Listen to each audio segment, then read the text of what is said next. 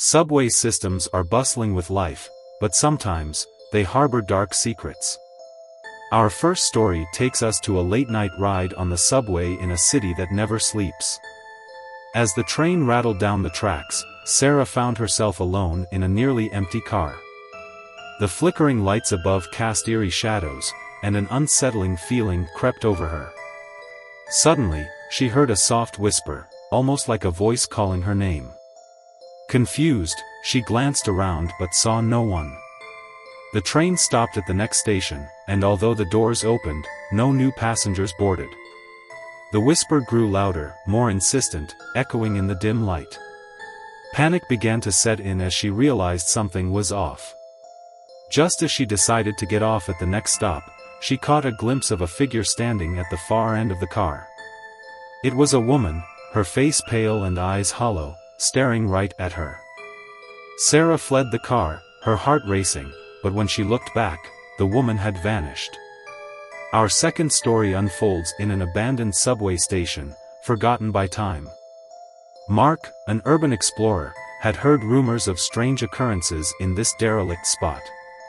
Armed with nothing but a flashlight, he stepped through the thick dust and debris, feeling the chill of the air wrap around him. As he navigated the darkened tunnels, he noticed graffiti on the walls, messages left by those who dared to enter. Suddenly, he heard footsteps behind him, echoing in the silence. Mark turned, but no one was there. With a growing sense of dread, he quickened his pace. Just as he reached a boarded-up exit, he felt a cold breath against his neck and turned to find himself face to face with an apparition, its hollow eyes staring into his soul. In that moment, he realized some places are better left undisturbed. He sprinted back into the darkness, desperate to escape the horrors that lingered in the shadows.